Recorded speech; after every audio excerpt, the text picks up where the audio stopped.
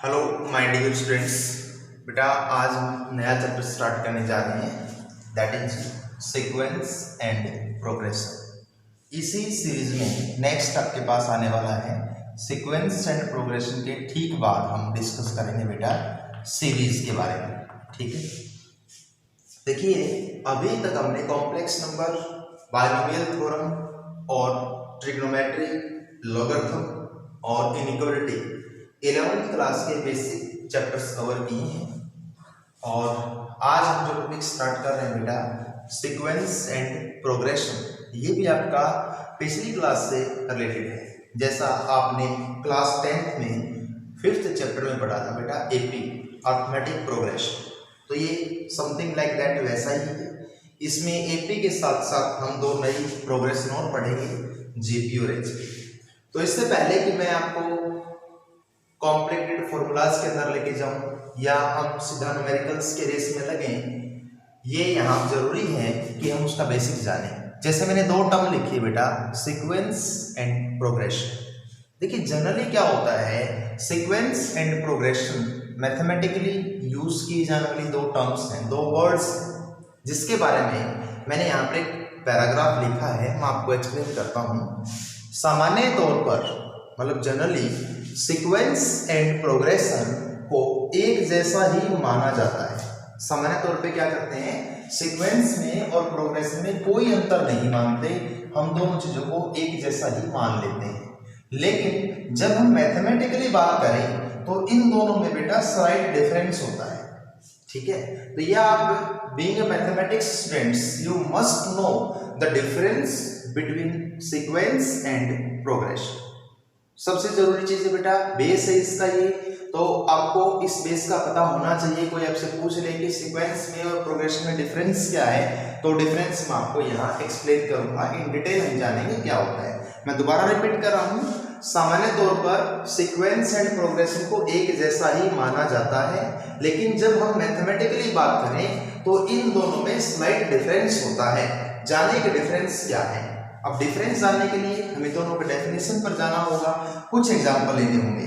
तो बेटा सीक्वेंस की डेफिनेशन क्या होती है, देखिए सीक्वेंस होता है arrangement of numbers according to some definite या फिक्स रूल। जब हम एक फिक्स रूल को या डेफिनेट रूल को फॉलो करते हुए नंबर्स की अरेंजमेंट करते हैं तो जो चीज हमें मिलती है बेटा वो सीक्वेंस कहलाती है। एग्जाम्पल के तौर पे जैसे देखो, मैंने आपके आगे कुछ एग्जाम्पल रखे, जैसे मान लो मैंने कुछ नंबर अरेंज किए हैं बेटा 5, 11, 23, 47 और फिल द ब्लैंक। मैंने आपको 4 नंबर दिए हैं, ध्यान से देखिए, ऑब्जर्व कीजिए। पहला नंबर 5 है, कोमा लगा के दूसरा नंबर लिखा है बेटा। कोमा लगाना कंपलसरी है, क्योंकि अगर आप कोमा नहीं लगाएंगे तो फिर क्या रहेगा, ये सारे नंबर एक ही संख्या बनाएंगे।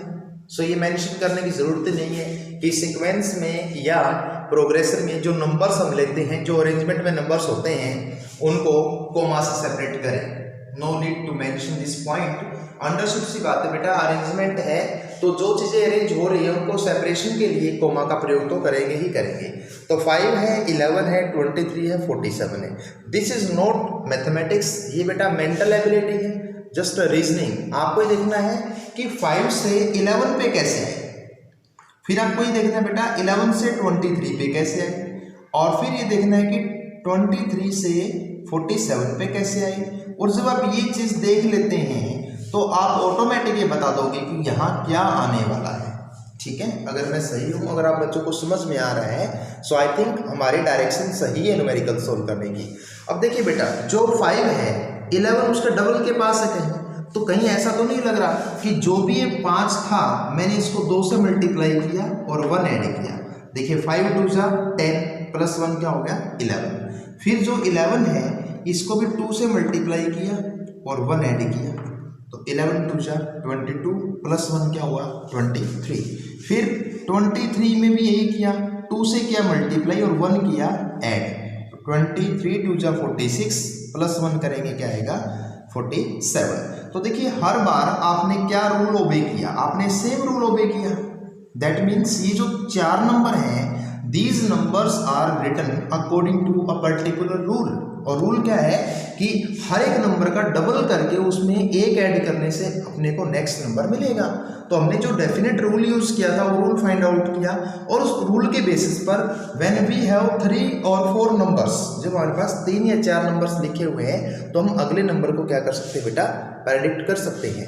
जैसे देखो अब इससे अगला यहाँ क्या आएगा, जो भी नंबर है इसकी मल्टीप्लाई होगी किससे, 2 से। 2 से इसके मल्टीप्लाई करोगे तो 94 आएगा, प्लस करोगे 1, आपके पास कितना आएगा 95। सो ये नंबर आपका क्या बेटा 95 है। इसी प्रकार नेक्स्ट एग्जांपल देखिए, ये एक एग्जांपल। दूसरा एग्जांपल मान लो मैं लिखता हूँ 1/2, 2/3, 3/4, 4/5। तो मैं आपसे पूछूं कि नेक्स्ट नंबर क्या होगा। यहाँ पैटर्न ऊपर वाले के कंपेरेटिवली बेटा आसान है। फर्स्ट नंबर में 1/2 है, सेकंड में 2/3 है, 3 में 3/4 है, 4 में 4/5 है, तो फिफ्थ नंबर में क्या होगा 5/6 होगा। ठीक है, अगले नंबर में क्या होगा 6/7 होगा। तो इस तरह से एक पर्टिकुलर पैटर्न आप ओबे करते जा रहे हैं। इसी प्रकार नेक्स्ट एग्जांपल देता हूँ आपको मैं, 2, 4, 6, 8। Can you tell me what will be this number. Obviously बात है बेटा, आप सारे इवन नंबर लिखते जा रहे हो, 2, 4, 6, 8। अगला इवन नंबर क्या आएगा आपके पास 10 आएगा। या आप यूँ भी कह सकते हैं कि मैं हर बार 2 प्लस करके अगला नंबर बना रहा हूँ। तो 2 रूल यहाँ पर है, या तो आप इवन नंबर से आइडेंटिफाई कर लो कि दी ज़्यादा कंसेक्यूटिव इवन नंबर्स, या फिर आप हर बार 2 ऐड करने का रूल इसमें फाइंड आउट कर सकते हैं। तो इन तीनों ही एग्जांपल्स में मैंने क्या किया, एक डेफिनेट नंबर का बेटा यूज़ किया है, एक डेफिनेट पैटर्न का रूल का मैंने यूज़ किया है।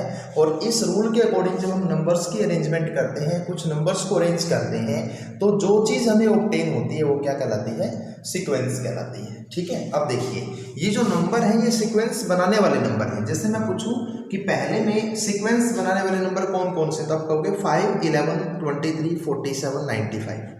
इसमें 2, 4, 6, 8, 10। तो एक्चुअली क्या होता है बेटा, एक नई चीज आपको बता रहा हूं, numbers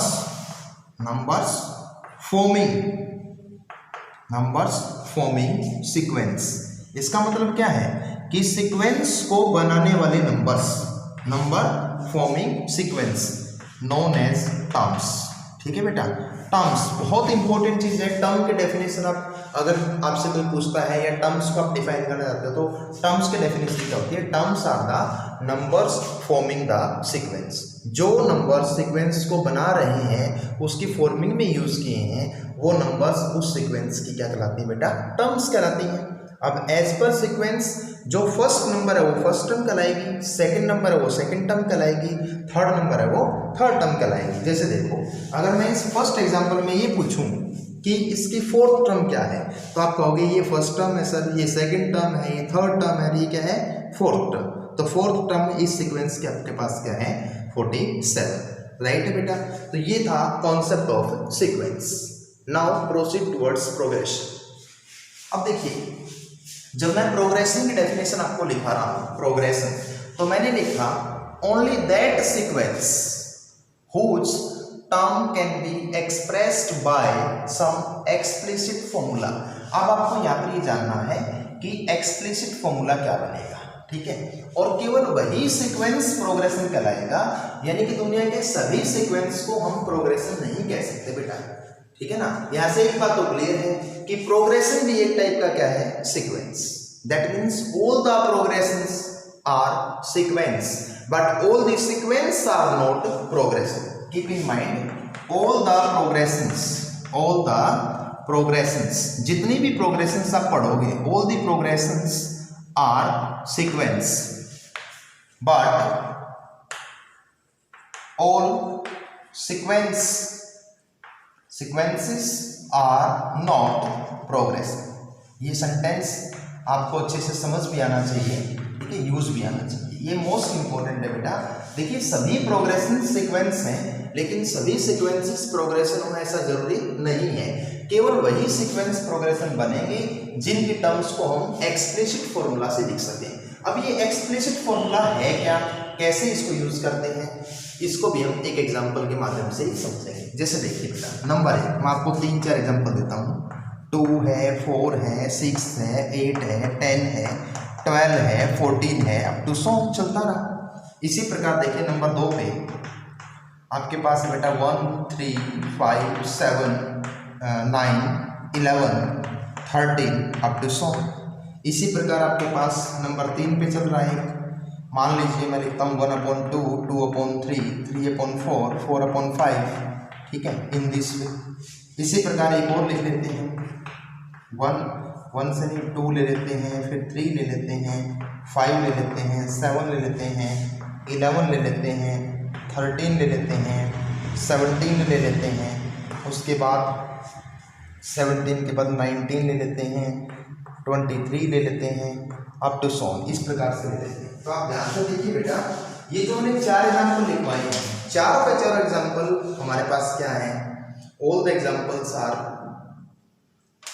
sequences, all are the sequence. बेटा ये सारे के सारे आपके सीक्वेंस हैं, लेकिन मैंने आपको जैसे कि ऊपर बताया कि सभी सीक्वेंस आपके प्रोग्रेशन नहीं होते। तो इनमें से कौन से सीक्वेंस को प्रोग्रेशन कहेंगे और कौन से सीक्वेंस को प्रोग्रेशन नहीं कहेंगे, ये एग्जाम्पल जानने मात्र से आपको कॉन्सेप्ट की नॉलेज अच्छे से बेटा हो जाएगी।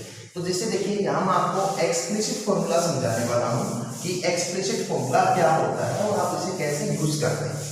जैसे फर्स्ट एग्जाम्पल है 2 4 6 8 10, यहाँ पर क्या रूल ऐड हो रहा है बेटा, ये नंबर किस रूल के अकॉर्डिंग अरेंज करे गए हैं, हर बार 2 का एडिशन होता है। जैसे इससे इसमें कैसे आए हम +2 करके, इससे इसमें हम कैसे आए +2 करके, इससे इसमें हम कैसे आए +2 करके, फिर कैसे आए +2 करके। तो आप क्या देख रहे हैं कि एक डेफिनेट रूल के तहत नंबर्स की अरेंजमेंट है, व्यवस्था है, तो डेफिनेटली बेटा ये सीक्वेंस है।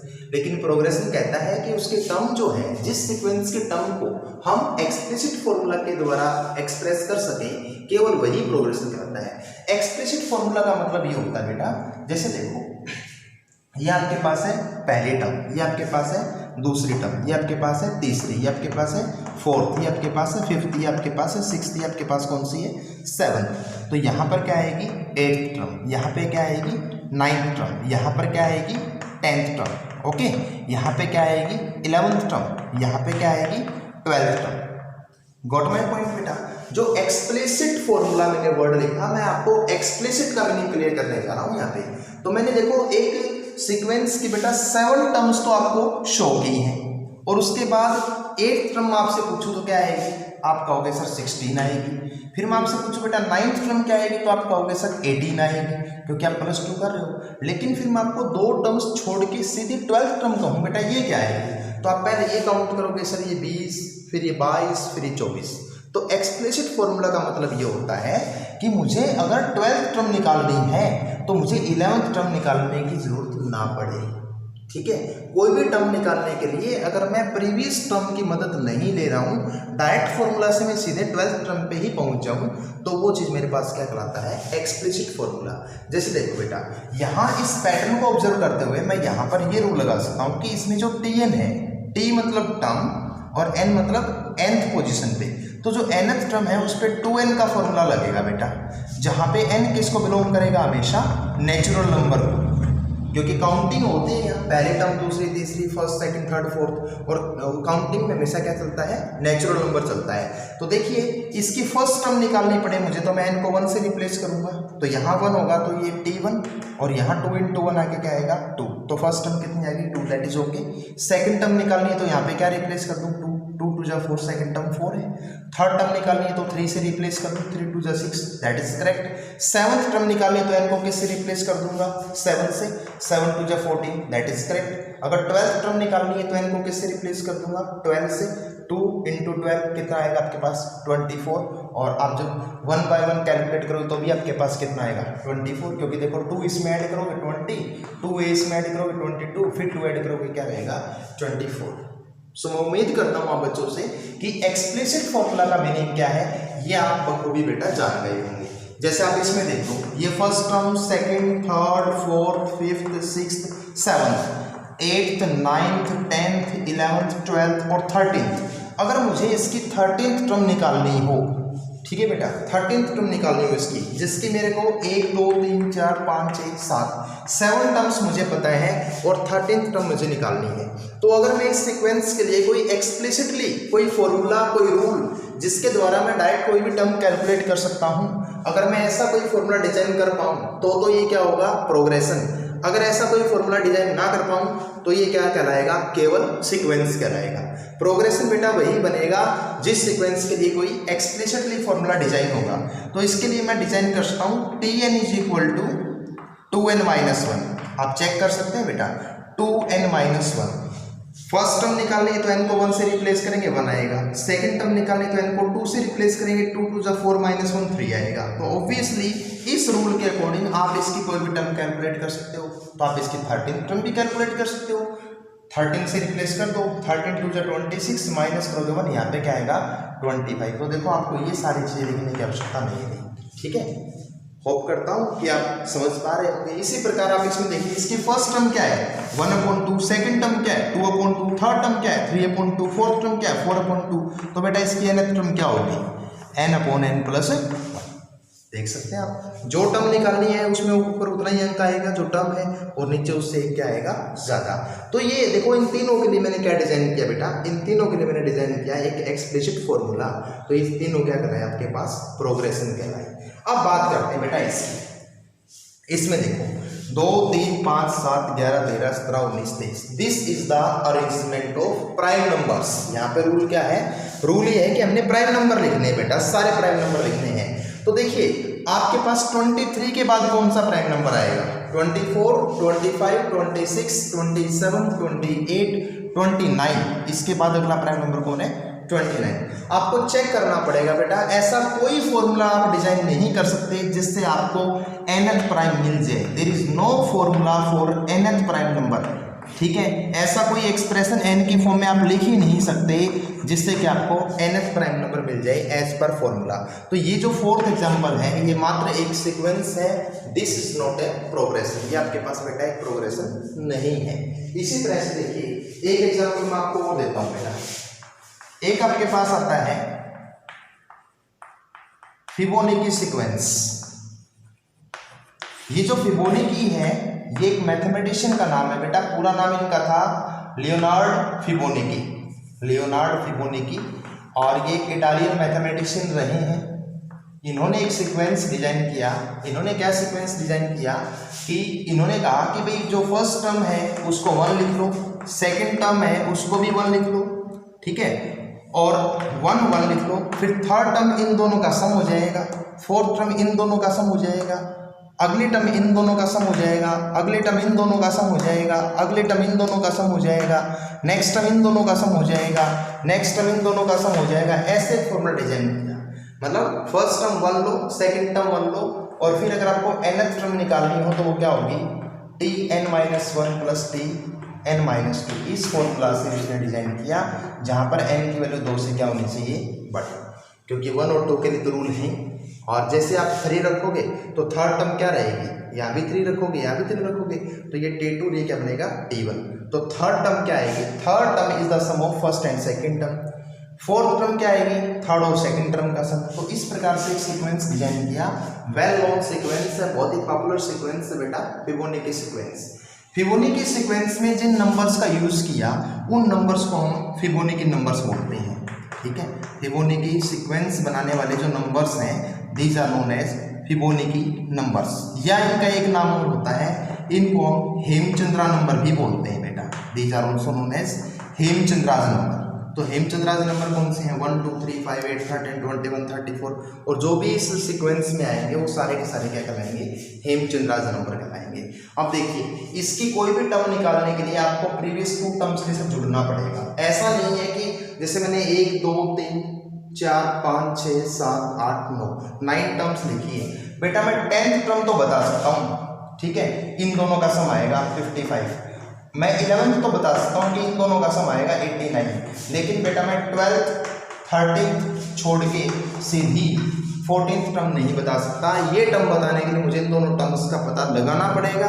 तो एक्सप्लिसिटली हम इस सीक्वेंस को डिफाइन नहीं कर सकते, इसीलिए ये क्या है, केवल और केवल बेटा एक सीक्वेंस है, this is not a progression. और एक बात मैं आपको और बता दूं कि जब हम किसी सीक्वेंस की nth टर्म को इस प्रकार से निकालते हैं, जब किसी सीक्वेंस की कोई भी nth टर्म पिछली 2 टर्म से कनेक्टेड होती है या प्रीवियस टर्म से कनेक्ट होकर निकलती है, तो इस तरह का जो फॉर्मूला होता है ना, इसको बोलते हैं बेटा recursive formula. This is most important, recursive formula, this is known as recursive formula. ठीक है, तो जो सीक्वेंस है उनके अंदर मोस्टली कौन से फॉर्मूले यूज होते हैं बेटा? रिकर्सिव फॉर्मूले या रिकर्सिव रिलेशन यूज होते हैं। जबकि प्रोग्रेशन में क्या यूज होते हैं बेटा? एक्सप्लिसिट फॉर्मूले यूज होते हैं, उसमें प्रीवियस टर्म्स का किसी तरह का कोई इंपैक्ट नहीं होता। तो ये जनरल बेसिक इंट्रोडक्शन था। इसके ऊपर एक इंट्रोडक्टरी असाइनमेंट मैं आपको देने वाला हूँ जो आप प्रैक्टिस करेंगे, 5 to 6 क्वेश्चन है।